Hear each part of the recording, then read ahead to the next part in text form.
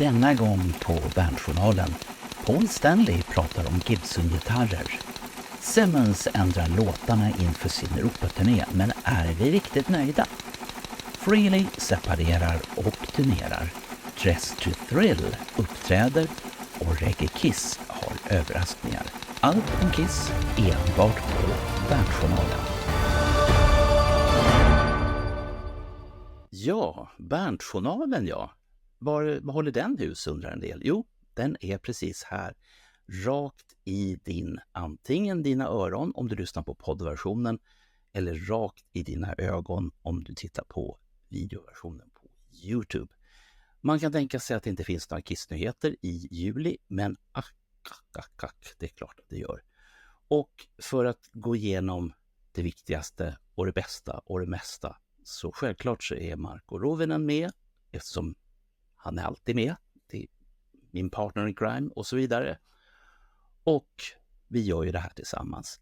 Sen har vi med en person som ni nog mest har hört talas om och det är Olle Linderholm. Han har aldrig varit med på en video. Däremot så har han varit med och berättat både om USA 1990. Han har även varit med i en annan podd då vi har pratat om att han inte skulle bli fattig därför att han fick en dollarsedel av Peter Criss med autograf på. Men nu är han här därför att vi ska prata om Paul Stanleys 90 minuter ihop med Gibson-gänget.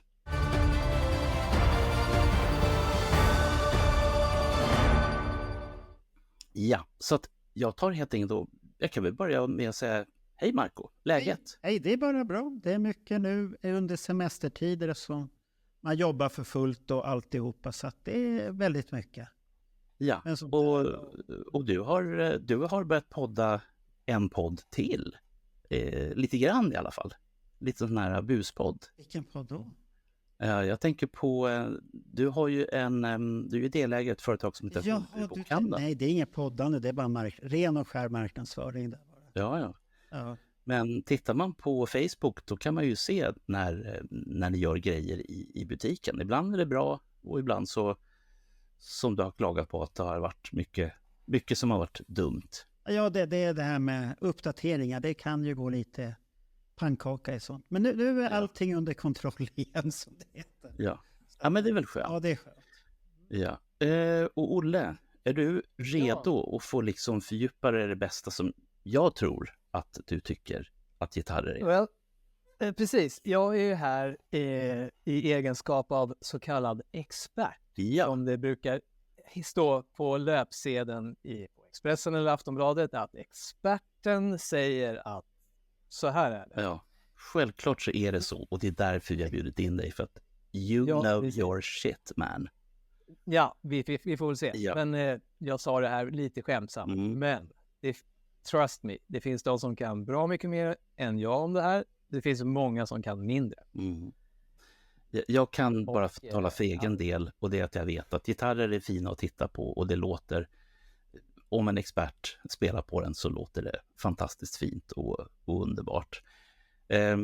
Den här videon nu som vi pratar om som är 90 minuter lång som är inspelad i Kiss Warehouse, alltså deras jättelager där även då Paul Stanleys egna grejer finns för att han är tydligen mittemellan hus som han uttrycker sig.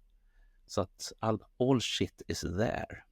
Och sen har han ju haft hjälp av Keith LeRoy att hålla på och rota där. Men en dag så kom Gibson-gänget dit. Och jag har ju tittat på några av de här Gibson-filmerna. Och jag tycker de är otroligt coolt gjorda. Och jag har en favorit och det är Cheap Trick-gitarristens miljarders gitarrer. Men alla Kiss-fans har ju sett den här. Men när du har ändå sett så flera utav dem i den serien, är de alltid lika mycket Gibson hela tiden i programmet som de var på Paul? Det var inte att man pratade om någonting annat än Gibson hela tiden. Kör på det, Olle. Jag tycker de är rätt generösa faktiskt och faktiskt nämner. Ja, de brukar göra det. Okej. Ja, men vad bra. Okay. Men visst, det är ju en Gibson-kanal. Det syfte är ju att föra ut att vi säljer gitarrer. Och vi heter Gibson.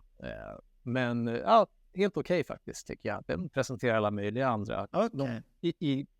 i Kiss eller Paul Stanleys fall så kunde de naturligtvis tagit med, om han hade haft dem kvar, och nämnt hans BC Rich-gitarrer. Vi alla vet vilka de var på 80-talet. Hamer fanns väl där också i början på 80-talet.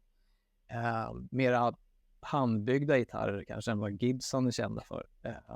Men de är ju sålda, så de kan man ju inte ta upp i ett case och hålla upp. För de sitter ju hos andra människor. Eller ligger under sängen eller i en skåp. Ja. Ska vi börja från början helt enkelt i den här videon? När man pratar om någonting som för mig låter jättefint och som säkert är fantastiskt, och det är burst-gitarrer. Vad är en burst-gitarr, Olle, och varför är det så fantastiskt? En burst. Ja, det här är ju intressant. Alltså det är en Gibson Les Paul Sunburst. Viktigt. Den får inte vara lackerad i form av guld eller svart eller någonting sånt där. En burst är ifrån åren 1958 till 1960. Där året 59 i mitten är det heliga året. Med andra ord, en 59 är vad du vill ha. Det anses vara den perfekta kombinationen av tjocklek på hals, halsprofil då och sådana där saker. Det har blivit det mytomspunna året. Kanske tack vare också för att många av klassiska rockalbumen som vi alla älskar och känner till, Led Zeppelin, Allman Brothers, bluesgubbar som Michael Bloomfield, Eric Clapton, hans tidiga Bluesbreaker-album. Det här.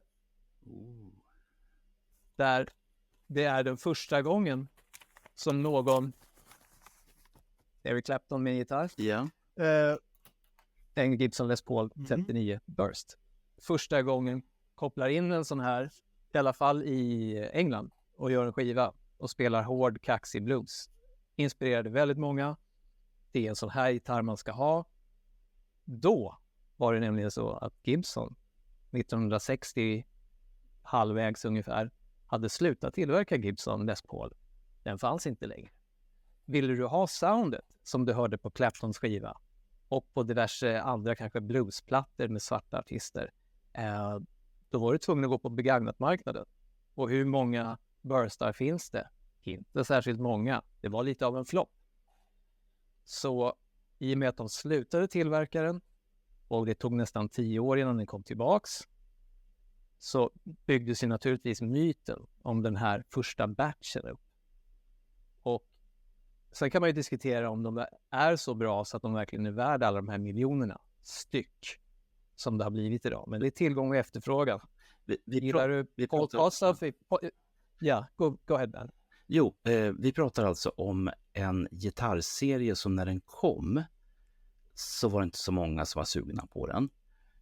Inte förrän det här gänget då som du berättar om började använda dem på sina skivor. Plattorna blev uppskattade och sakta så steg intresset. Och idag, vad får du ge för en sån här gitarr idag? Om du liksom, ifall du ska sälja din, om du hade haft den, vad hade du fått för den? Det är svårt att säga, men jag skulle vara förvånad om det är under 2 miljoner. Dollar? Nej, kronor. Ja. Vi pratar kronor här. 2 miljoner kronor. Det är ganska mycket för en gitarr. Jag kan säga att jag har spelat på en. Jag slog inte många ackord. Jag var tvungen att spela Funk 49 med Joe Walsh. Jag var på en gitarrmässa här i Stockholm, för det finns några stycken i Sverige. Därav Schaffer har en av dem. Det här var inte Schaffers. Det här var en annan som var till salu. Och personen som var där tidigt på morgonen på gitarrmässan lät mig faktiskt provspela på kub. Ja, det är en hel gitarr. Jag frågade honom, du är här för att sälja? Ja, vad vill du ha för den? Ja, 1,6 miljoner hade han tänkt. Ja, jag förstår. Och det här var mer än 10 år sedan. Han var tillbaka nästa dag, på söndagen, då det också var min gitarrmässa. Jag var där igen. Jag frågade honom, hur gick det? Ja, jag sålde den. Fick det du begärde? Ja, det fick jag. Standarden i Sverige? Ja, det gjorde jag. Så att i och med att det finns så få gitarrer som kallas för burst, så få från året 59, där alla har små nyansskillnader. Kanske finns 500, give or take några hundra hit och dit av året 59. Tillgång och efterfrågan. Otroligt många gitarrister, samlare, rockstjärnor med cash vill ju ha en. För att har man en 59, då är du med i klubben. 59-klubben alltså. Ja. Men varför gjorde man så få? Var det bara för att det inte var någon succé från början? Ja, mer eller mindre. Det sålde inte så bra och folk tyckte de var tunga. Obekväma, de är ganska tunga. Men det är just kombinationen av den här humbucker-mikrofonen, den här stora fyrkantiga, som var revolutionerande på den tiden. Det var ett försök från Gibson att få mikrofonen och inte ta upp så mycket brum och brus ifrån lysrör och scenljus och vad det kan vara för någonting, magnetiska störningar. Så kallad humbucker, let's buck the hum. Den kombinationen av mikrofon i den här tunga gitarren i en Marshall i England blev det rocksound som vi alla känner och älskar.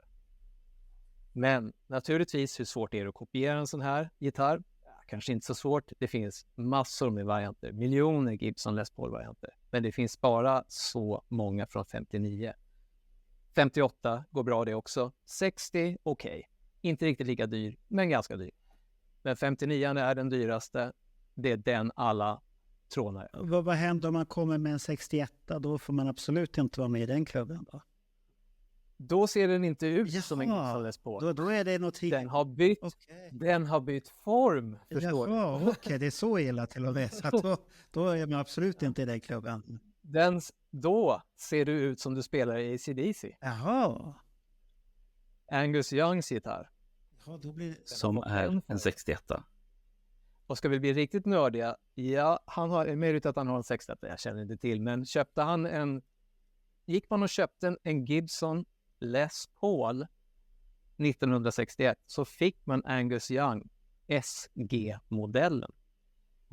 Strax efter så blev det något bråk mellan farbror Les Paul som hade gett sitt namn och varit med och tagit fram den här originalgitarren. Han tyckte den här nya designen plus kanske pengarna som var inblandat i det här var inget bra. Så han sa, ni får inte använda mitt namn längre. Så Gibson sa, okej, då får vi väl kalla den nya formen för någonting annat. Men det finns en liten batch där i början som faktiskt heter Les Paul, men ser helt annorlunda ut. Total förvirring. Okej. Jävla djungel det där. Ja, det är just därför, jag tror det är därför som också myten har blivit så stor. Just för att det är en djungel. Och vad har du för färg på dina pickupper? Och bak, om du löder av det här stålskyddet i pickuppen, vad är det för färg då? Ja, jag har så kallad double cream, alltså den är helvit. Det är supervanligt. Och vad har du? Ja, det var bara svart. Nej, det var inte lika ballt. Och så, vad har du i din halsprofil? Men den är så här. Ja, men min är ju så här, för de var ju alla handgjorda. Jaha, okej, det är det de sitter och diskuterar där om någon. Exakt. De tycker inte riktigt om formen på den. Ja, det är väl någon replika där som de tycker har blivit ful. Men originalen, det var olika så kallade toppar. Det är alltså då lönnträbiten som ligger ovanpå mahognin.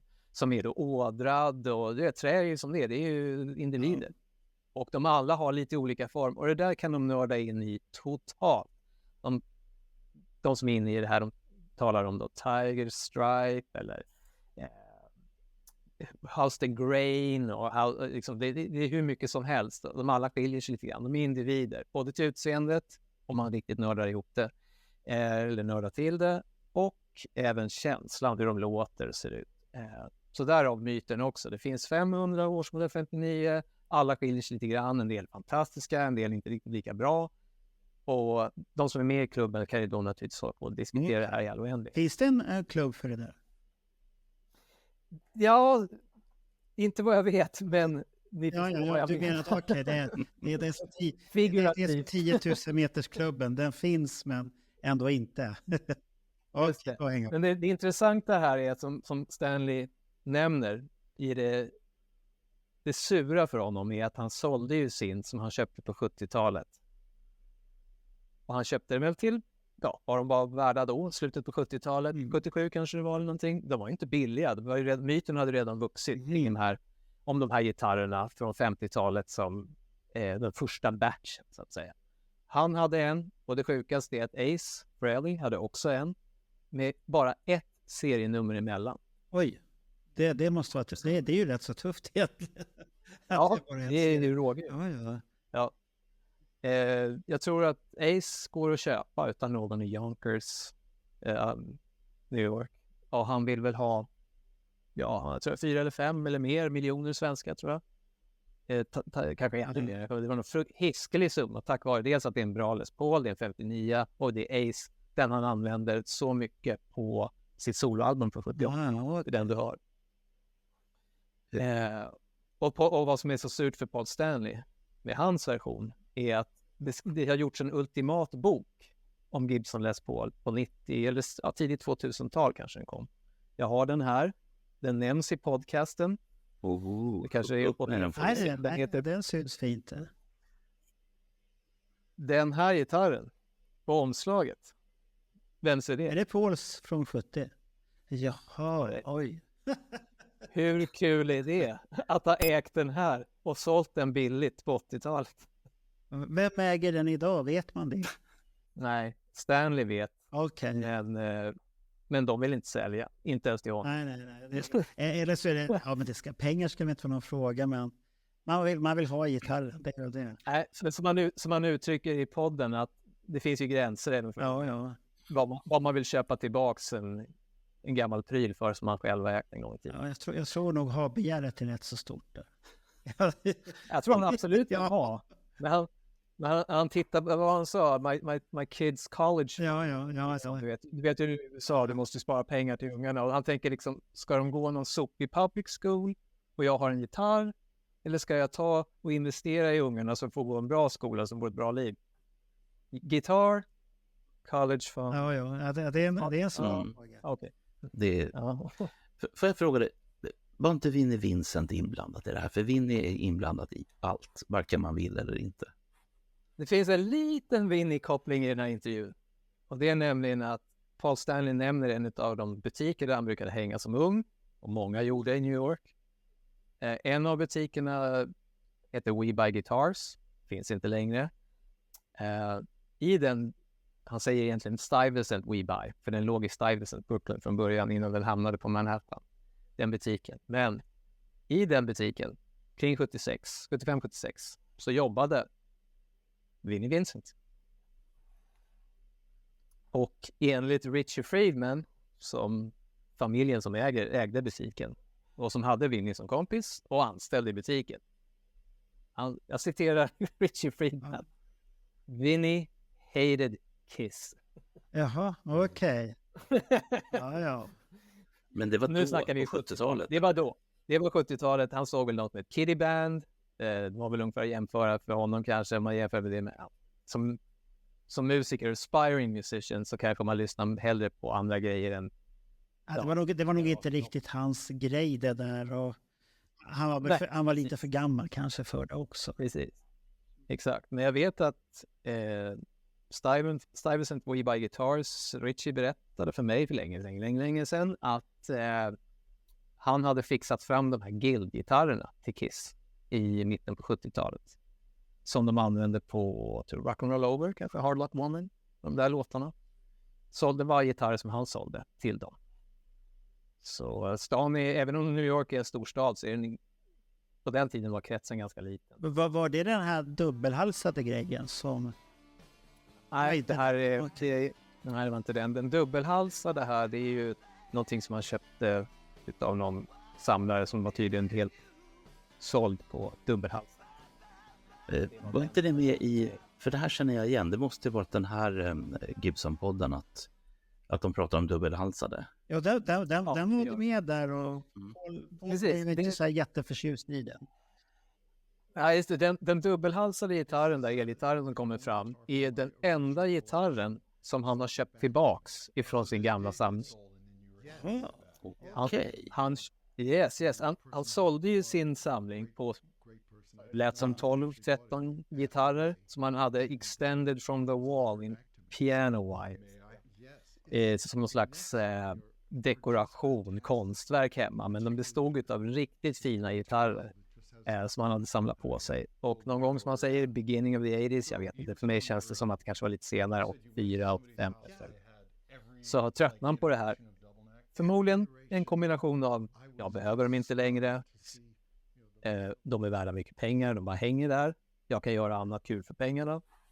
Om det betala hyran, eller jag köper en ny bil och gör något. Ja, är det vid slutet av 80-talet så var det ju tufft för bandet. Ja, han säger det, vilket jag tycker låter lite tidigt att sälja av samlingen. Ja, fast då hade han ju psykologkostnader. Ja, det är möjligt. De tog rätt så mycket pengar kan jag tänka mig och fördrev. Precis. Men de kanske sa att han skulle göra av sig med den där. Det där är något ont i den där, så gör av med den. Ja, den här gitarrsamlingen, vem vet, han kanske sålde den till sin psykiatriker.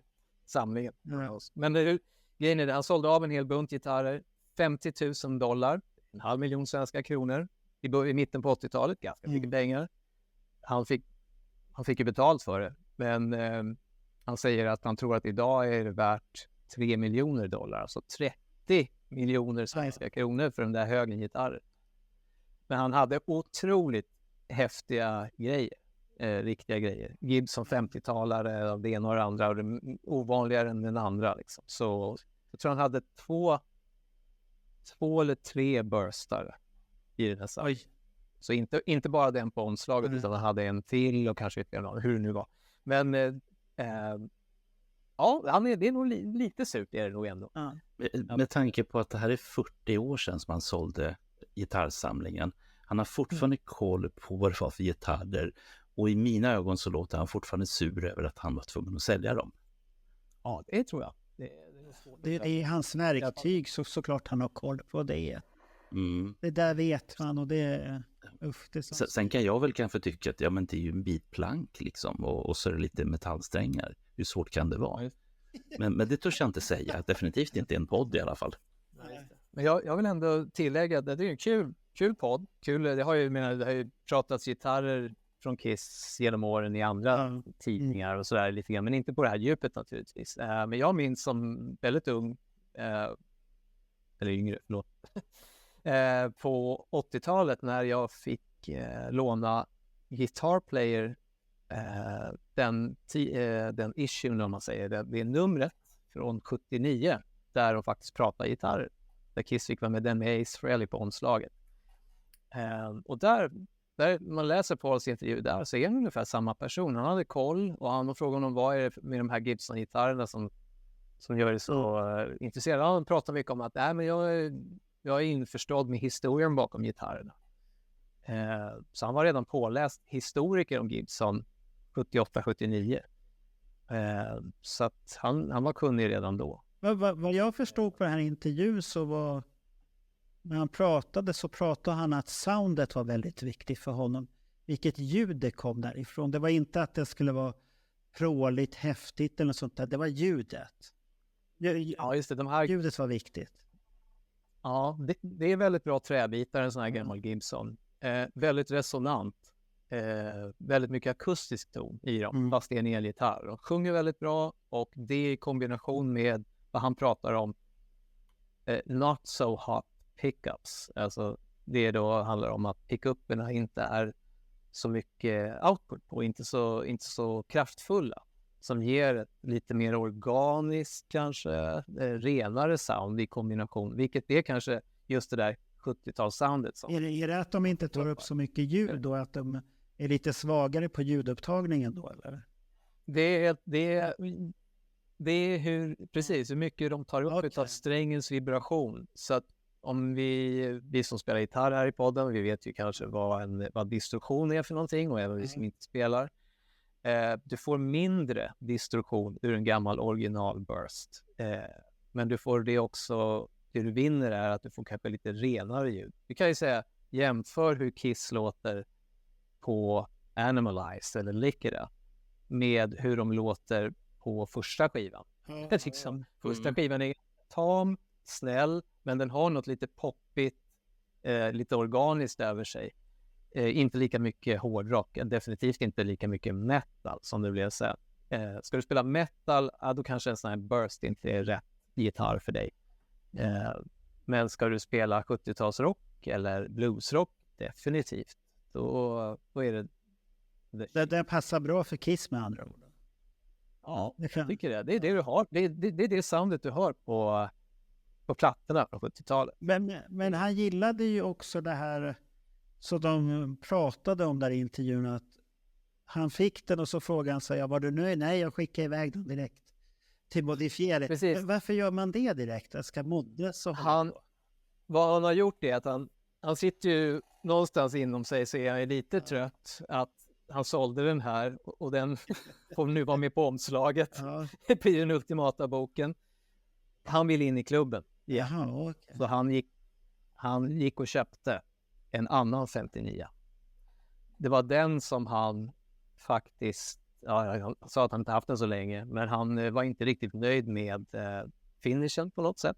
Vad han nu gjorde mer än vet jag inte, men han skickade iväg den på förbättring eller omlack för att försöka få den mera som han vill ha den. Det handlar om små nyanser.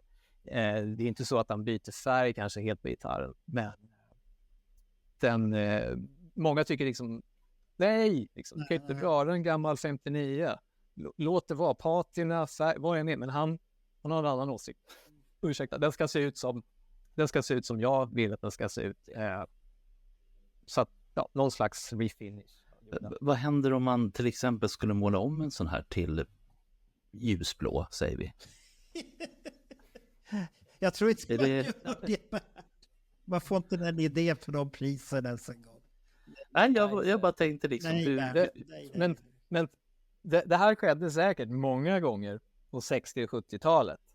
Men idag så är det nog det första du gör om du får tag på en sån här som är ommålad. Det är liksom att ta bort det här och försök återställa till hur det såg ut original. Så att du får den här burst.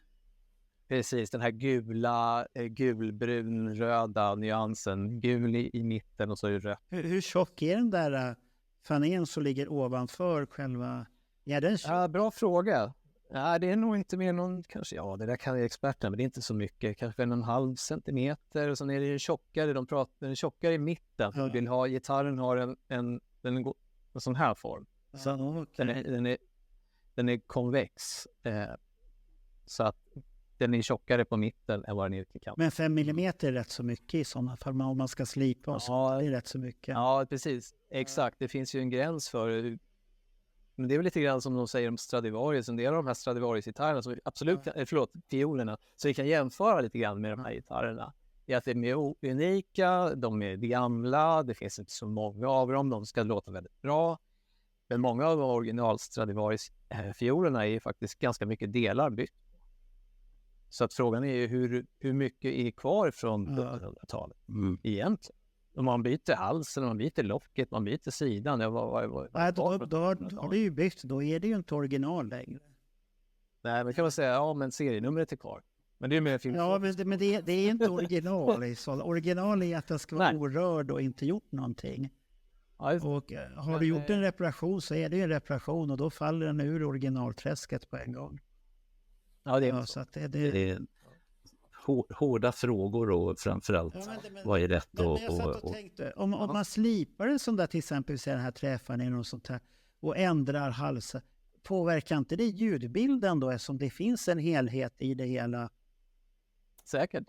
Får inte ta för mycket. Nej, för då blir det ju, eller om man sätter något helt annat träslag, för det måste väl vara samma typ av träslag, och sen får man ju tänka att det träet som har varit där har ju torkat med mycket längre tid än det nya, så att det nya har ju fortfarande, hur mycket man än har torkat så har det fukt i sig. Det är ju levande material. Absolut. Så det påverkar ju mycket sånt där. Intressant egentligen. Ja, precis. Men just under mikroskopet i en inspelning med jättefina mikrofoner och det högupplösta du kan ha och så vidare, så hör ju de här nyanserna. Det blir en del av ljudbilden. Och så kanske det är det som du vill ha. Man kan få eftersträva någonting. Och det kan vara så pass enkelt. Precis. Och sen beroende på hur mycket stålnärs du har. Men frågan är hur många av de här som är med i den där klubben vet hur originalet ska låta. Ja, det är ju precis, vad är original? Men om du har 500 olika exemplar där alla skiljer sig mer... Ja, då är de ju unika exemplar utan någonting allihop. Då låter de säkert lite olika. Det kan aldrig bli riktigt samma sound eftersom det är trä och det är inte en plastgrunka riktigt. Det här är ju det är på en helt annan nivå. Precis, men det är just det som gör den fascinationen kring det här instrumentet eller de här årsmodellerna så intressant. Det är liksom folk fäster sig i så mycket och gräver ner sig i, och även en person som Stanley är påläst och talar om hur han vill att den ska låta. Vad är en bra 59 eller vad du vill, 60, 58 för honom.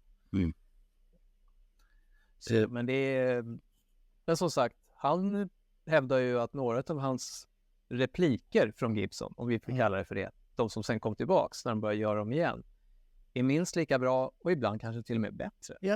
Sa han inte det att det var någon som lät väldigt bra faktiskt? Ja, han har en från 94 som Gibson byggde åt honom. Och det är ju då med nyare bitar, inte den här första matchen. Och han sa ju att han hade använt den i studion jättemycket 95, och då måste det ju vara för den plattan som ingen gillar riktigt. Ja, precis. Who knows? Det är ju ingen annan platta som är gjord egentligen på den tiden när han var i studion där. Så att det var det. Han har ju bara, men då är det ju den Carnival of Souls då har suttit och... Precis, men det är många här... Ja. Nu är det många som lyssnar som säger att men han hade ju Les Paul igen redan 1990 när jag och Bernt såg dem i Upstate New York. Så hade han ju tagit fram en Les Paul. Om något som Gibson hade byggt till honom, för de fanns ju under 80- och 90-talet igen, men det var ju liksom, de var ju inga stora batcher som kom ut, och han som byggde åt honom kanske var lite special, men han hade redan Les Pauler igen på scenen. Det är en sak som jag funderar lite grann på, för när man hör det här att Gibson gjorde till mig och de skickade till mig och så vidare. Pröjsar de inte för sina gitarrer? Är det liksom bara, här har du, använd, gör reklam? Ja, jag tror att de får betala. Men mycket är ju gratis reklam också, om du sätter ett instrument på en kändis. Men sa han inte där att förut kunde komma, nu gör det inte det på samma sätt? Jag tyckte han sa det lite, nämnde lite om det. Den här biten, att hur får du gitarrerna? Man får, de hör av sig och sånt här. Precis. Ja, precis. Svårt att veta. Det är upp till management inom alla bolag vad de har för policy. Vi bara trycka ut gratis till alla som kan fronta våra prylar. Eller är det liksom, du betalar även om du är känd? Liksom. För det är en sak liksom skriva på ett album att det står att Kiss använder Gibson och whatever som de använder just då, därför att de vill ha det bästa. Eller Pearl Drum och trummor. Vilket tydligen var bäst när Peter trummade, men inte sen. En sak som jag tyckte var lite rolig här, det var den här när han pratade om någonting helt annat. Han tog upp det här gitarrcasen. Och så hade han en ny. Och så hade han gjort det att den skulle se lite vintage ut och lite patina. Han hade slipat och hållit på för den och alltihop. Ja, absolut. Han har gjort det här till en hel vetenskap. Hur du får ditt nya case att se ut som du har varit på turné i 10 år. Ja, han hade gått med slipmaskin på den. Och sen gjort det här och ruggat upp det och hållit på där.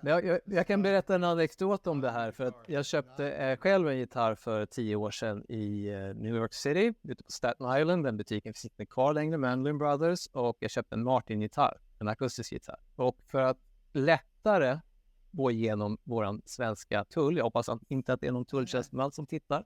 Och gör de det så är det preskriberat. Ja, det är preskriberat. Vi hoppas det i alla fall. Men killarna i butiken där ute hade en process som de kallar Let's age the case. Så Stanley inte först. Och vad det gick ut på var de tog Let's age the customer's case. Alltså den nya gitarr jag köpte. Så de tog fram ett kit som bestod av sandpapper av modell kanske 800. Ja, det är rätt så fint. Okay.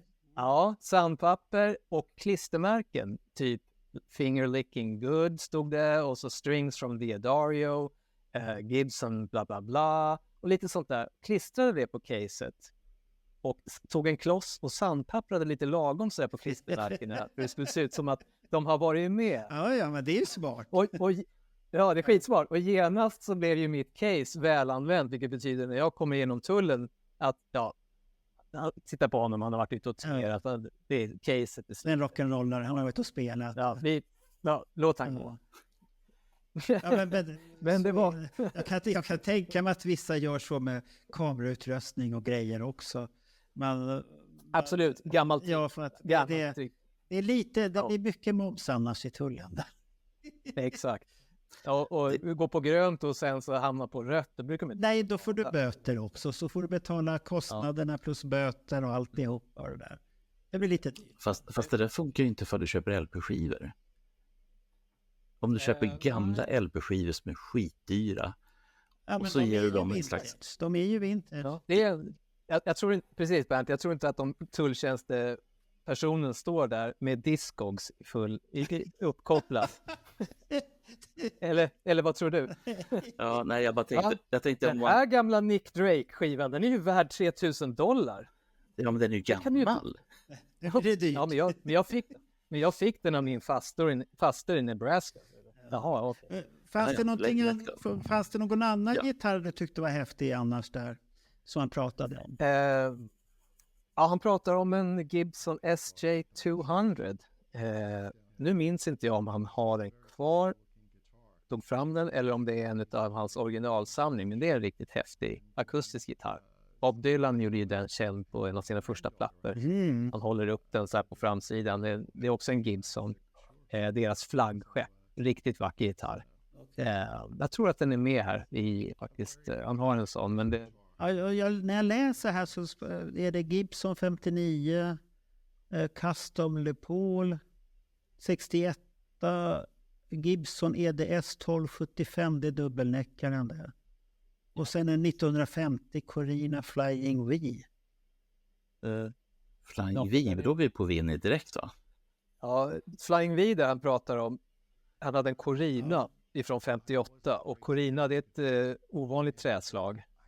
Gjordes jättefå. Fruktansvärt ovanlig gitarr. Sjukt dyr. Aha, okej. Han hade en sån i originalsamlingen. Ja, den ska han ha visat upp där. White Pick Guard. Och sånt. Han har väl någon mer custombygge modernt också. Men det finns ju Corina och det finns repliker på dem. Men han ska tydligen ha ägt den original 58 i sin första batch. Ja, för det är ju...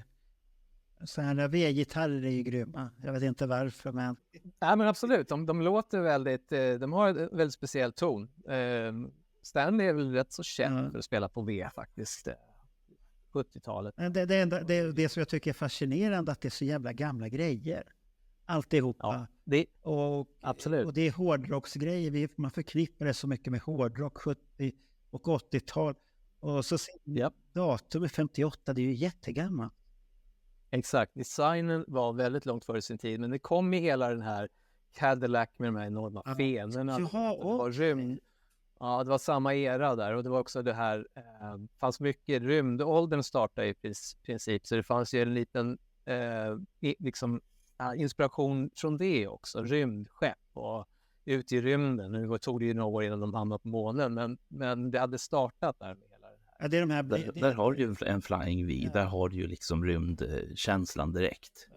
Det är lite Gatsby som Bernt och jag har pratat om i en podd, han som designade kläderna där åt Kiss. Det var ju väldigt mycket Blixt Gordon och allt det här i hans sätt att se på grejer och så. Så det är fantastiskt där. Hade vi mer kring de här, för som sagt, vi har ju 90 minuter som den här Gibson-bloggen är. Har du någonting, Wally, som du liksom känner att men det här är viktiga grejer och det här bör vi belysa? Nej, jag vet inte vad jag ska säga mer. Det är ju upp till den som lyssnar och tittar och bedömer. Men jag tyckte väl att se den här sidan av en superstjärna, kallar det för ödmjuk, men ödmjuk inför konstverken, om vi kallar det, instrumenten och historien bakom dem är kul att se. Den är på något sätt större än hans personliga ego. Jag tycker det här nördiga i honom kommer fram. Ja. Det finns definitivt där, men det kanske är ingenting som det säljer platt. Nej, han skyltar ju inte med det i vanliga fall, men här man hör på honom och hur han håller gitarren och han beskriver formerna, vad han bytt ut, alla delar. Man märker på honom. Absolut. De sitter och tittar på de här, där som man skruvar upp strängarna och tittar, men det här är sådana och det kan man byta och det här. Det är lite, ja, men det är faktiskt, det är uppiggande att se att även en person på den nivån kan vara så nördig, en sida av en musiker som man inte sällan ser. Ja, det är uppfriskande, det tycker jag är jätteuppfriskande. Nördighet, alla dess former är bara nyttigt. Så den rekommenderas, och sen finns det ju fler att titta på där också, som Bernt hade pratat här innan vi började. Det finns många Cheap Trick, den som har gjorts med en av medlemmarna i Cheap Trick är ju bara, jag vet inte om jag ska säga too much, för det finns väl ingen too much, men den enorma gitarrsamling som vissa har. Och så undrar man liksom, varför har du så många? Spelar du på dem? Vad säger försäkringsbolaget? Hur kan du ha dem inlåsta? Alltså alla dessa frågor. Som... Att de köper dem, det förstår man, för det är avancerad skatteplanering många gånger. Absolut. Det finns ju mycket historier om. Det är ju arbetsverktyg. Det är legitimt att köpa in. Vet du vad som är så bra? Du kan skriva av dem efter en viss avskrivningar också. Det vet ju du, Marcus, som driver företag. Det kan man göra.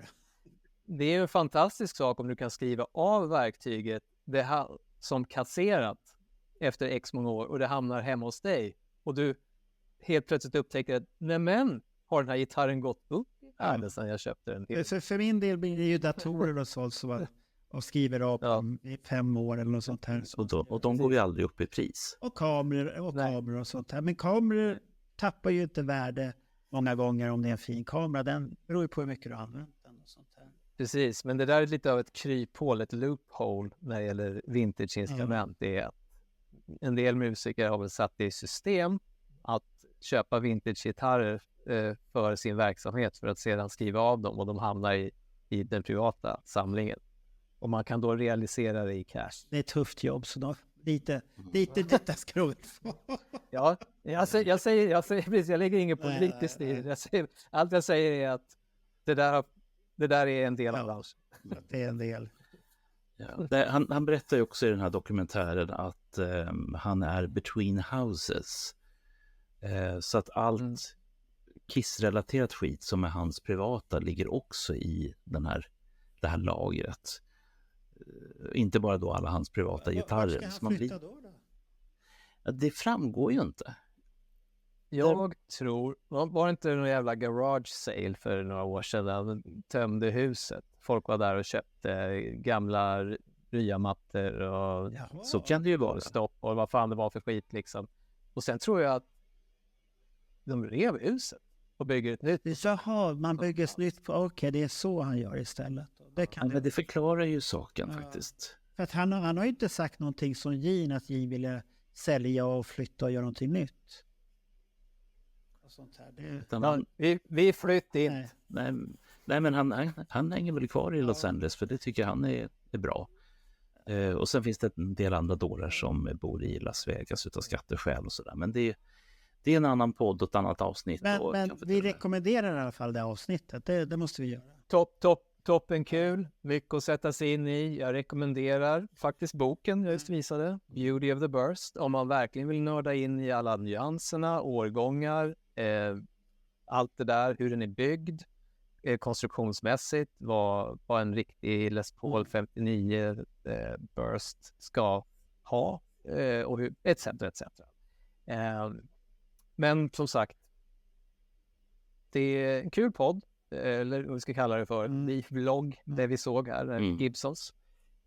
Man kan ju fråga sig, Rick Nielsen, vad poängen med 250 gitarrer är. Ja. Avskrivning. Jag har ju varit tvungen att se om det avsnittet flera gånger för att jag bara känner att jag måste förstå. Jag måste Och så inser jag att jag förstår i alla fall inget. Jag kommer aldrig förstå det. Nej. Det går inte. Utan någon gång i livet så kanske jag träffar Rick Nielsen och så blir det så här, men du, berätta. Så att jag förstår. Ja, men det kommer man inte kunna göra.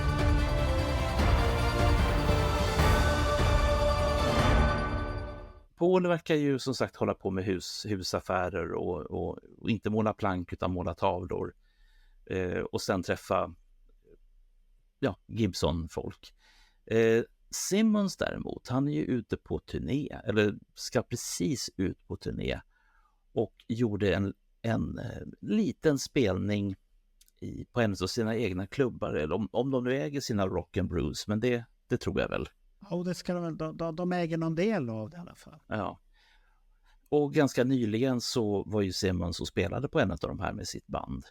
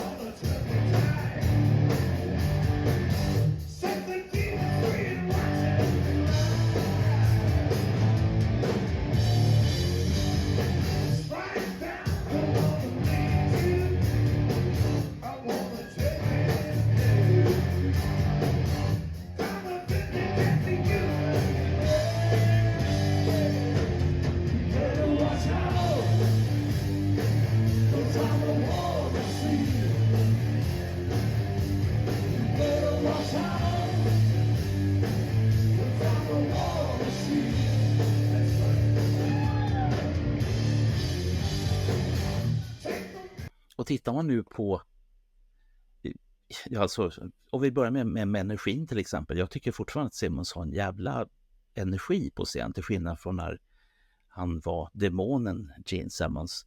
Men däremot så är det ett himla liv på låtarna som man väljer ut. Och jag har för mig att du, Marco, var lite sådär, nej,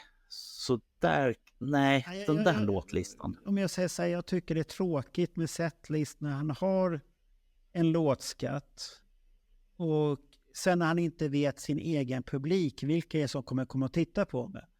Ja, det är Kiss-fans till 100% som kommer titta på det, som älskar dig och har satt sig in i dina låtar och sånt här vad du har gjort. Då ska det väl vara låtar som han själv har gjort. Ace of Spades, helt okej, som jag sagt tidigare, men kör det som ett extra nummer i sådana fall om du vill avsluta lite. Jag vill ha hans egna låtar istället. Han överraskar oss. Och sånt där. Jag tycker det blir tråkigt som att spela de här stora Kiss-låtarna. Ja, vi har ju hört dem. Överraska oss istället. Och där har du ju även Ace Frehley som sitter och kör Kiss-covers numera. Ja, och det blir också tråkigt för han har ju släppt så himla många album själv. Och han har ju släppt dessa coveralbum som han har gjort sina egna varianter på. Varför spelar han inte de låtarna? Varför måste han blanda in Kiss i det hela? Är det för att han tror inte på sitt eget låtmaterial? Varför då släppa ut skivor? Har du någon tanke kring det här, Olle? Du som också har varit med ett tag. Ja, precis. Jag tror att de någonstans tittar ut över publiken som består av mycket Kiss-fans, men en hel del casuals som är där. Och de märker att de här lite halvobskyra Kiss-låtarna som vi älskar, som växte upp med plattorna, det är dålig respons i publiken. Eller halvdan respons, och de tycker väl att om vi kör diverse covers av någonting som alla har hört, verkligen alla har hört 1000 gånger, så händer det mer. Det är det enda jag kan tänka mig varför man börjar slänga in Kiss-låtar fast man heter Ace Frehley, man inte hade så mycket att göra med kanske. Eller man spelar Ace of Spades fast man heter Gene Simmons. Helt enkelt för att det funkar bättre. Kanske inte för oss. Nej. Men de läser väl av publiken på ett sätt som I don't know. Min teori. Någon som får betalt vet bättre än vad vi gör. Men då var ju Grönan-spelningen var han ju mer spontan när han var här sist. Gene Simmons själv spelade på Grönan. Då fick vi ju höra obskyra grejer. Mm. Och han överraskade oss och sånt här. Och då var det var jättebra respons på publiken. Ja. Svenskar kanske reagerar bättre än en typisk publik någonstans ute i Duluth eller vad vi vill liksom, eller vad man nu kan hamna. Det enda man kan hoppas där det är att han har ju inte spelat ännu i Europa. En enda spelare. Men snart. Snart, så att när han sätter sin fot i Europa, då får vi ha koll på vad gör han. Det är då vi får veta vad setlistan kommer vara. Kommer han ändra och anpassa till oss istället? Ja. Vi återkommer helt enkelt när vi är närmare Dalhalla och vi ska ju göra en specialare inför gigget och prata Gene Simmons allmänt. Så det blir ett runda bordssamtal med dig, Bernt, mig, Daniel och Roger. Så kommer vi svamla. Får vi se vilka ämnen som dyker upp där. Ja. Det som fortfarande oroar mig lite grann, det är ju att ställen som Wacken, jag tror det uttalas så, som är en fet vad ska man kalla det för? Festival. Jättestor metallfestival. Och där är ju Simmons enormt efterlängtad. Medans i Dalhalla går det ju inte bra, utan nu är det ju rea på riktigt. Nu är det går in ungefär 60 000 pers på Dalhalla. Vi köpte ju våra biljetter. Ja, vi trodde att det skulle bli anstormning och så vi köpte i god tid. Men jag är inte förvånad, grabbar. Nej, ska vi vara ärliga så ska väl inte Bernt och jag heller vara förvånade och stå så här, hur kunde det bli så här? För det kunde vi ha räknat ut att det här kommer inte gå.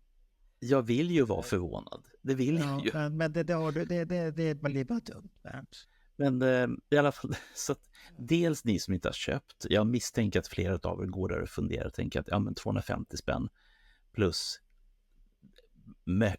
böket att ta sig till Dalhalla, det kanske det är värt. Det och sen har du den där tyvärr raggarveckan som har ett rykte som inte är bra i Rättvik där. Okej. Är det den där cruising? Ja, du kommer inte fram med Rättvik. Så när vi åker till Dalhalla så måste vi åka av vägen och komma via bakvägen till arenan som vi ska titta på där i Dalhalla. Okej. Ja, all right. Och sen har han ju konkurrens utav Fröken Snusk som är en husgud bland epadunkarna där. Så att det Så vi får väl se vem som drar mest publik. Nu är inte jag så insatt, men när jag såg att Gene Simmons skulle spela där uppe, jag var förvånad. Ja, jag är jätteförvånad. Jag förstår din reaktion. Min första tanke var, hade det varit i Stockholm hade jag kanske gått och tittat och inte haft någonting för mig. Han är en skön person. Liksom. Och man växer ju upp med låtarna, så varför inte? Bra band också. Så okej. Men Dalhalla, nej. Jag var där för 10-15 år sedan och vi såg, jag och min fru, en helt annan typ av artist. Men jag förstod mig inte på arenan. Regnade det? Det var halvdant. Men jag tror inte det regnade, men det var... Men det är 50% eller 70% chans alltid att det regnar. Ja.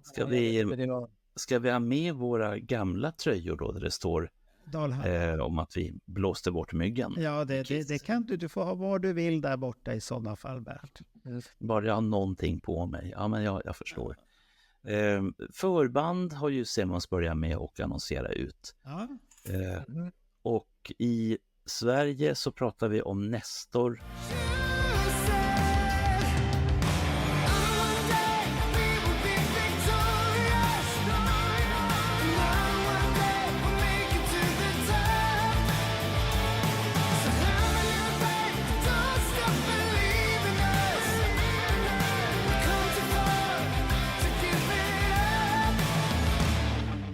De känner vi till. Ja. Men vad är Sion? Det var ett band som spelade på Sweden Rock för en väldigt glad publik som hyllade bandet. Det är ungdomar.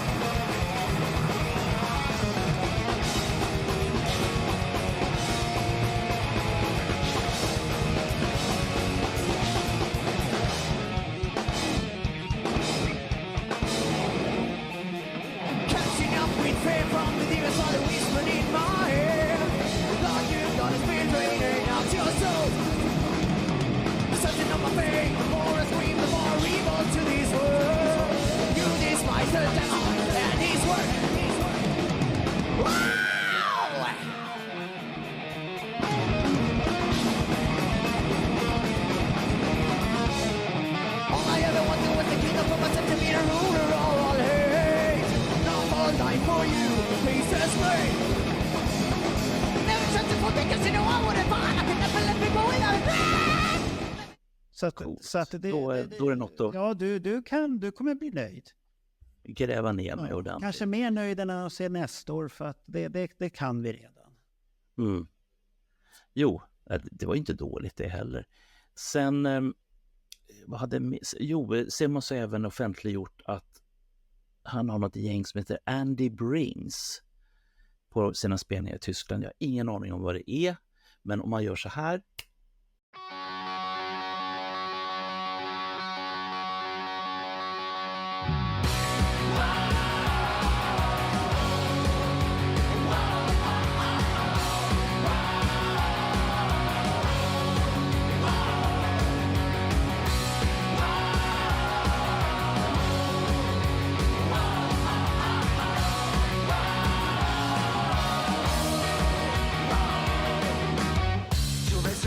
Der dich mies behandelt und der sich niemals in einen Prinzen verwandelt.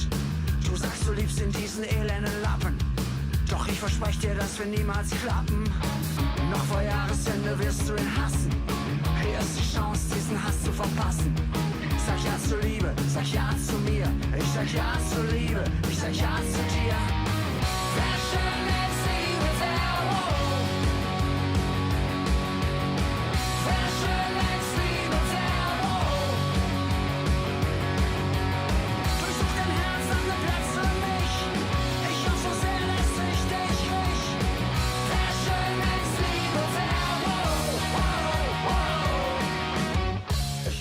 För det finns en ny singel, självklart på tyska. Wer schön wann's lieber wär. Det kan ni ju översätta, ni som vill. Så att, men det är väl Simmons i ett nötskal. Det är ingen av er andra som... Ja, Liseberg kommer ju till förstås. Ja, Liseberg kommer nog bli trångt. I Dalhalla kommer vi kunna andas fritt, alldeles fritt. Nej, men Liseberg känns ju helt rätt. Jag menar, Tivoli och Gene Simmons. Ja. Kan det bli mer rätt? Nej, det blir väl en uppföljning på Grönan-giget som man gjorde. Ja, en naturlig uppföljning där. Så där vet jag att det kommer vara mycket folk. Ja, det hade jag bott i Göteborg hade jag definitivt gått. Personligen. Ja. Men, alla ni som går, jag hoppas ni får roligt. Bernt och jag har biljett, men vi har inte bestämt hur vi ska... Vi ska väl åka tåg dit, men och så sa Bernt att det är dyrt med hotell. Ja, det lär det väl vara. Så sa jag bara som förslag, vi kan ju vara ute och härja, leka ungdom och så tar man 5-tåget på morgonen tillbaka. Jag har en idé annars. Ni kan ju försöka ragga upp någon raggare och sova i baksätet på deras Cadillac. Åka runt i stan där då. Ja. Vi får ju tills tågen börjar gå. Tills tågen börjar gå. Ja, jag kollade, första tåget åkte från Göteborg var det strax innan 5 eller något sånt där. Och det är inte om vi nu inte har otroligt generösa människor som vi känner i de här trakterna. Men lite klarar du väl lite spänning ute på natten där. Ja, då är med grabbar, jag missförstod. Ni menar att ni ska se Simmons i Göteborg också? Ja. Just det. Ni har någonstans att sova i Dalarna. Då vi sova i Falun på vägen hemåt. Annars tänkte jag där kan ni sova. Nej, det vill jag absolut inte. Nej. Okay, sist jag var sån där så hamnade jag mycket konstig plats efteråt. Så. Men nej. Det kanske löser sig i Göteborg också. Vi kan få ha snälla människor som säger kom och sov på våran soffa. Eller Marco, så kan vi göra en grej som Anders Tegner och jag gjorde i Oslo 1980. Då var vi först på konsert i Drammen och så Kiss. Sen var vi bjudna på efterfest med Kiss. Och sen någon gång framåt Trebläcket så gav vi oss av till centralstationen. Ja, det var det jag tänkte. Så tar vi så här och så tar vi någon Negroni på vägen där. Så kommer vi vara jätteglada när vi har kommit fram där. Negroni är farliga saker. Jag säger det till alla er som är yngre. Det är farliga grejer. Jag har provat. Det är farligt. Vad var det så farligt med den? Du var ju lite röd om kinden och vart så himla glad och ville ha mer. Och då sa jag, du fick bjöd jag på. Du vet var baren finns, sa jag till dig. Så det så det var. Det har jag redan glömt. Så. Ja, då tar vi Negroni så blir det 5-tåget där sen. Det blir bra där. Men jag är tacksam i alla fall. Så att, det blir bra.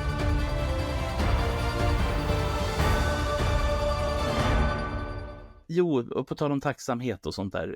Ace Frehley. Vi går väl tillbaka och pratar om honom också. Han håller ju på att traska på i USA. Turnerar. Det är inga Kanadaspelningar utav förklarliga skäl heller. Det är ju inga Europaspelningar, det är ingenting. Det är bara USA. Men där traskar han ju på.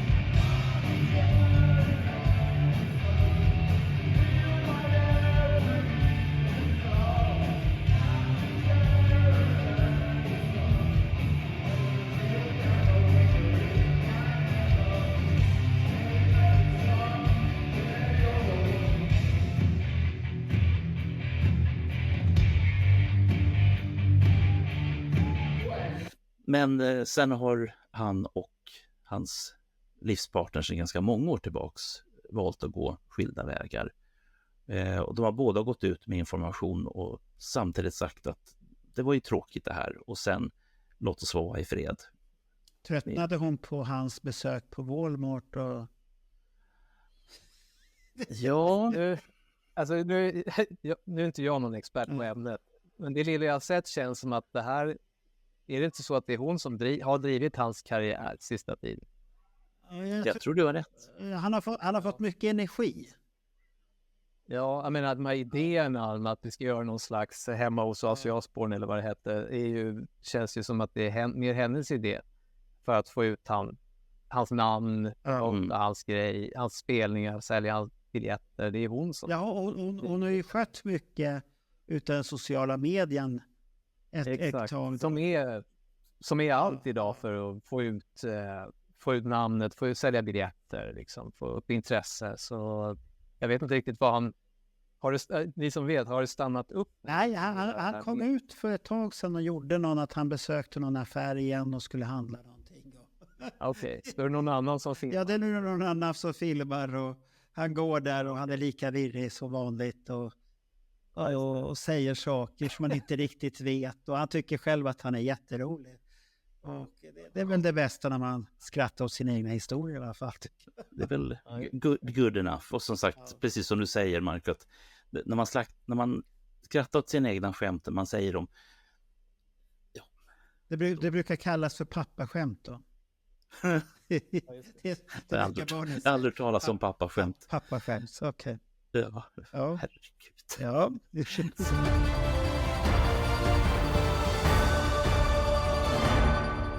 Sen i alla fall så måste vi titta på att det finns ju folk som vill vara Kiss också och inte bara är, men som är så mycket Kiss som det går att vara nu för tiden.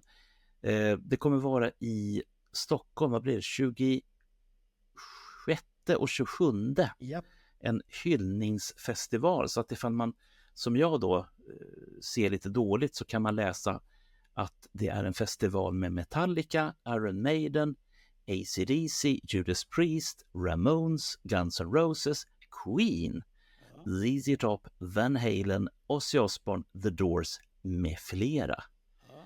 Du glömde Kiss. Ja, så står det Kiss också. Men sen inser man det att man tittar lite noggrannare så ser man att det står lite andra namn också. Och när det gäller Kiss så står det Dressed to Thrill. Ja, de har du ju upplevt i backstage. Det är bra grejer.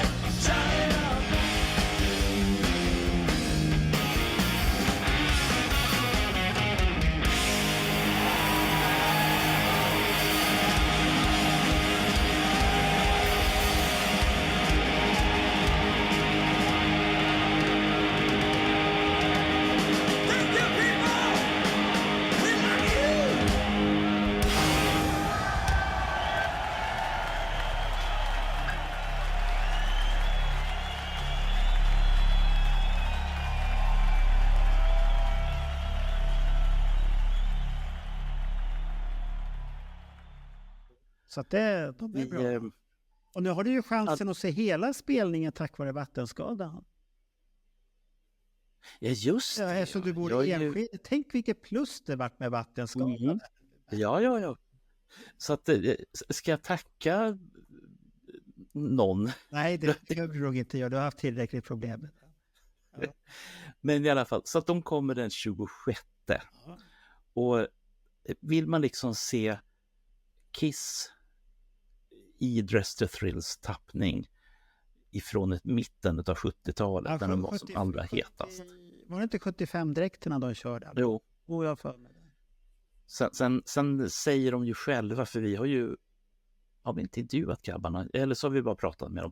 De säger ju det att folk vill ju ha senare låtar, de vill ha 80-tal, men de vill ha Kiss från 70-talet, men de vill ha 80-talslåtarna. Ja, för det är då folk vaknar till liv, så var det på Pub Angkor.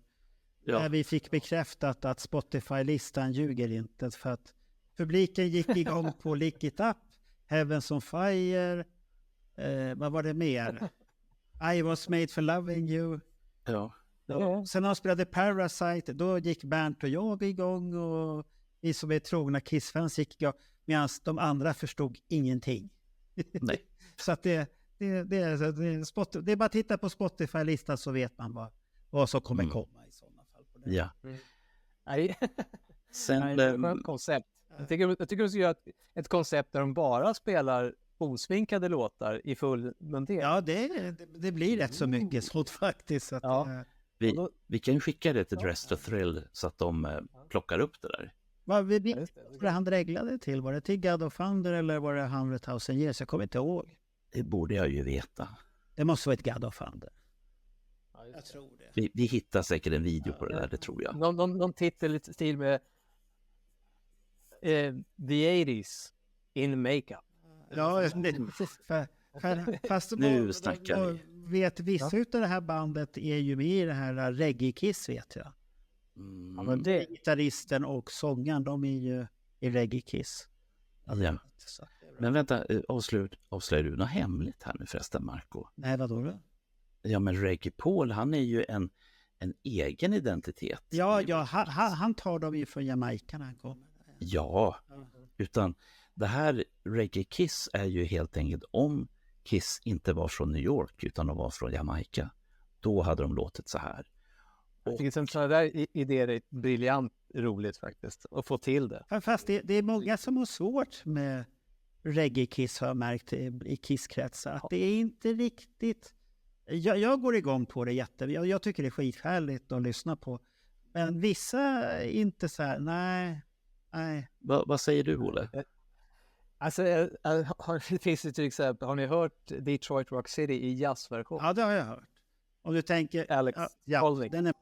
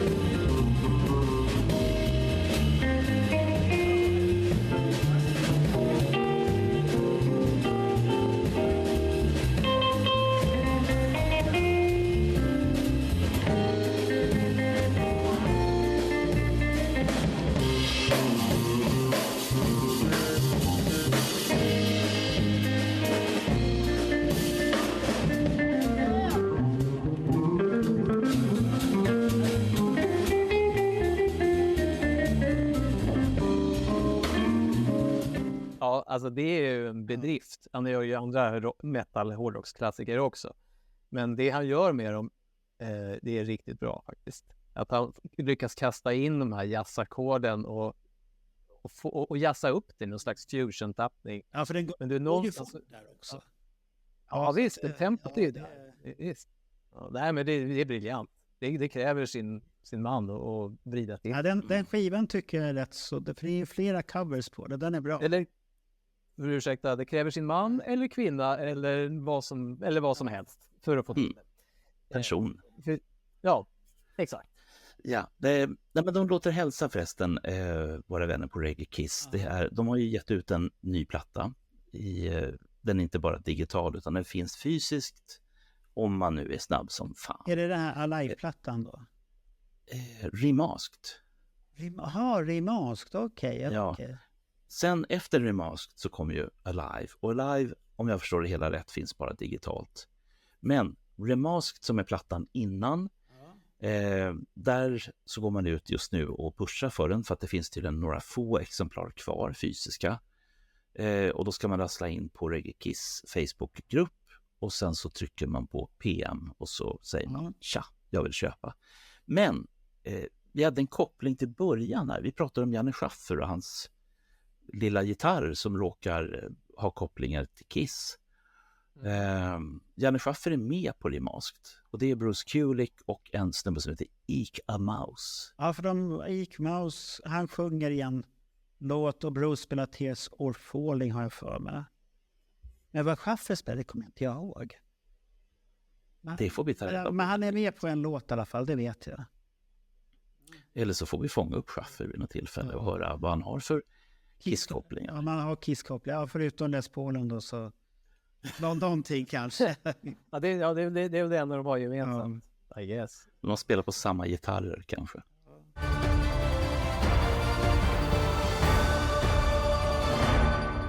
Ja, har du inga fler nyheter? Är det slut på nyheter? Och jag har en till. Jaha, vad är det då? Jo, det finns ju en liten tv-serie som går på Netflix som heter så mycket som Cobra Kai. Och vad är då Cobra Kai kan man undra? Det är de här stygga pojkarna som var med i första Karate Kid.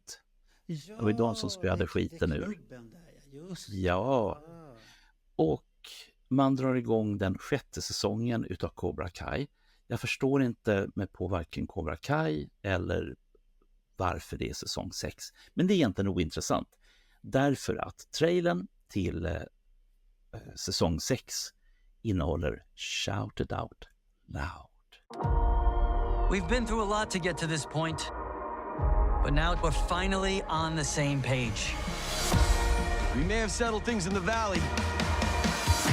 But now we have to be ready for whatever the world throws at us.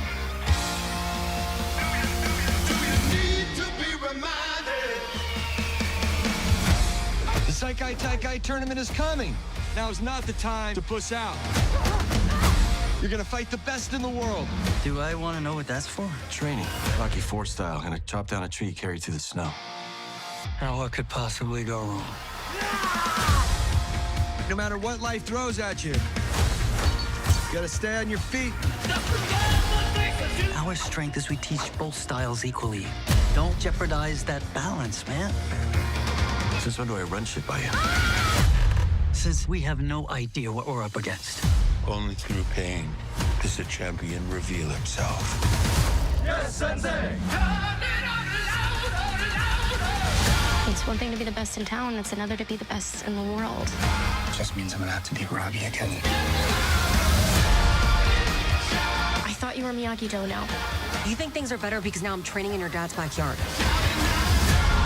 I think we have our strongest team. I think they can handle anything. Bitch, don't you know I know karate?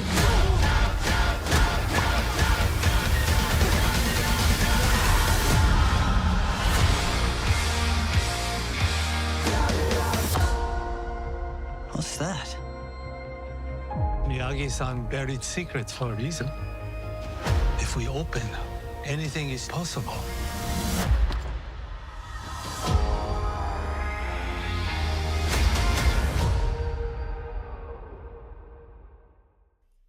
Och det är väl det man kan säga. Shout it out loud. Vad häftigt. Ja. Var det slutet där nu? Nu är det slut. Är det slutet? Okej, men då får vi tacka för nyheterna. Får vi se.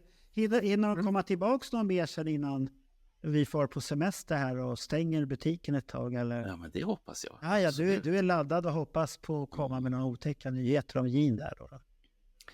Vi vet ju inte, det är det som är så spännande med nyheter. Man vet ju inte förrän de har ägt rum ifall det var några häftiga nyheter. Jo, en fråga, vi har ju en följetong du glömde bort. Hur har det gått med Erik Singers domän? Han har fortfarande ingen domän. Sitter du och killgissar nu eller har du kollat? Har du kollat upp det där? Fan vad du jobbar, Marco. Det gör vi som så här. Inga killgissningar, du måste ju jag kan inte dela skärm in i vårt program. Nej, det behöver du inte göra. Men nu skriver jag här www.eric-singer.com. Snurr.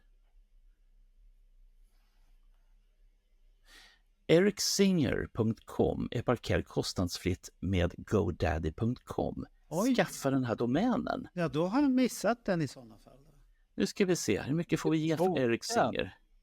För 11. Varför har han gjort det? Alltså, fan, ska vi lägga en peng på det här? Nej, jag ska inte ha den överhuvudtaget. Nej. 1255 spänn så kan du få ericsinger.com. Skaffa den du. Den kommer mögla där efter ett tag. Det är ingen som vill ha det. Så att den är på pris. Ja. Nej, så för er då som inte förstår hur det här hänger ihop, handlar ju helt enkelt om att om man inte pröjsar för sin domänavgift en gång per år, då hamnar den liksom ute till allmän beskådan eller försäljning. Och just nu så är det en firma som heter GoDaddy. Jävla skumt namn det också, men det är en av de stora inom det här. De har då plockat upp den här domänen och tänkt att de ska tjäna en hacka på den. Så att för 1255 spänn så kan du, kära tittare, bli ägare till eric-singer.com domänen. Och så kanske till och med att du ger bort den till Eric när han har virat färdigt. Det är bara att söpa. Men bindestreck, om vi skippar bindestrecket, vad händer då? Så långt har inte Bert. Ja, men det var ju Erik Bindestreck-Singer som han hade. Okej, men det var inget bra. Nej. Vem använder bind? Nu kommer jag fram här, Bert. Att nu... Ja, Erik, jävlar vad med rutor det kom upp här nu. Jaha, det är en hackersajt det. Då har de hackat in sig på Bernt här nu. Yep. Vilken tur att jag har en Mac då så jag inte kan bli hackad. Det kan du visst. Man får ligga i då. Erik Singer utan bindestreck.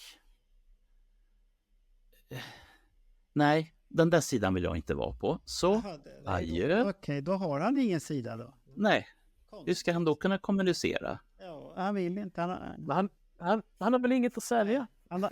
Mer sina trumkunskaper, de ringer väl i alla fall. Att han väntar på nästa band som ska hyra honom. Eller så har han gått i pension, vem vet. Ja, ska vi tacka Olle här nu för kunskaperna och inputen om de dyra, tack själva. Dyra gitarrerna här nu då. Och så fick ni egentligen se Olle, hur han ser ut. Bara det. Ja, men nu får jag nog lägga till. Jag minns för några år sedan när jag var hos er att det stod en liten kamera och rullade. Ja, det fanns och den lades ut då på där man kunde se en timelapse när vi satt och pratade. Det har jag glömt. Ja, det har jag glömt. Jag är som Kiss-farbröderna. Jag ser en kamera i periferin. Ja, det fanns där. Det stämmer. Den studion har vi ju tyvärr inte längre för det har varit alldeles för dyrt. De höjde priset med fruktansvärt summa. Så att det var inte längre. Men tack vare det så fick vi ju ett annat sätt att kunna presentera vloggen på också. Jo, och sen har det blivit enklare också att få tag på gäster med det här nya som vi har för tiden. Nu är det bara att vi letar rätt på var är Olle, sätter honom framför en dator och så kör man. Så får du bjuda tillbaka Olle när nästa man ska visa sig i gitarrsamling, om det är Vinnie Vincent eller Ace Frehley. Ja, det lär ju aldrig ske. Däremot, det glömde vi nästan att avhandla. Bruce Kulick har en trevlig liten samling faktiskt också. Nämen. Yes. Så här, jag har det numret här. Det är en flaska som heter Vintage Guitar. Ja. Det här numret är säkert 12-13 år gammalt minst. Ja, mer. 15 kanske. Där han pratar om sina gitarrer. Och det är blandad kompott. Men han har faktiskt en 59 kan vi kalla det för. Men nästan en 59. Det är en så kallad, håll i er nu, mer nörderi. Stanley pratar om det också. Conversion. En conversion, en burst conversion. Burst står alltså för de heliga åren, 58-60, sunburst. Men om man inte får tag på en som är byggd då, så kan man använda, det är helt okej att använda delar ifrån åren innan, från 50-talet. Då innan de blev sunburst så var de lackade, oftast guld. Alltid guld. Vad Bruce har är en gitarr han köpte av sin brorsa, som inte är med oss längre. En så kallad conversion. Den består av delar från en 53, där de har slipat om den för att påminna om spexen för en 59. Ja. Gjort om toppen. De har även lossat halsen. Det gör man genom att hetta upp gitarren och limmet släpper. För att vinkla om halsen som är lite mer extrem på en 59 än vad de var tidigare. Så de har byggt om en 53 på det sättet att de har byggt om träet, byggt om geometrin, lackerat den som en burst, filat ur eller kört en dremel i där pick-upperna sitter, som det heter, alltså mikrofonerna, gjort dem lite större och sänkt ner riktiga humbuckers på rätt tid. Så att på det sättet kan du få en typ 59, du kan få en 50-talare, en som påminner om ett sent 50-tal, byggd av träbitar från 50-talet. Den kommer alltid vara billigare, men du kan åtminstone säga den kommer från liksom originalfabriken, första batchen med typ. En sån har Bruce, och den figurerar på en och annan Kiss-inspelning, säger den här intervjun. Du har den på Forever, bland annat. Den rena gitarren som plockas lite snyggt där bakom är hans 59 Burst Conversion, som egentligen är. Och det påminner Paul säkert varenda gång när han tar fram det. Ja, Varenda gång som stimpengarna kommer. Just det, så att Bruce har en del trevliga också, men inte, det är absolut, han har ingen äkta 59 Burst. Han har så nära du kan komma. Han har en som är byggd av 50-talsdelar. Han får alltså stå utanför i korridoren och lyssna på vad han säger där. Det ska vara en fin gitarr. Det är en bra gitarr faktiskt. Det tror jag. Hans brorsa sålde den till honom en gång i tiden. Och om jag kommer ihåg legenden rätt, så är det även den gitarren vi hör på Alive 2 studiosidan. Jaha, med Bob då? Yes, de spelar Bob. Vad häftigt. Coolt. Yeah. Så att ni förstår ju nu, för att knyta ihop säcken, hur de här gitarrerna figurerar historiskt på alla de här, inte bara Kiss-inspelningar, men definitivt relaterat. Det är något väldigt unikt med de här gitarrerna och 70-talet på olika sätt, och hur de har dykt upp och kommit och gått och sådär, bytt ägare, varit med på inspelningar och sådär. Så att myten kring dem är på riktigt. Och nu var det ju faktiskt slut för idag. Vi har klarat av gitarrer, shouted out, vi har klarat av skilsmässor, och gud vet vad mer vi har hunnit gå igenom på en ytterst minimal stund jämfört med vad jag tycker är brukligt. Ja. Det ska vara 4 timmars vlogg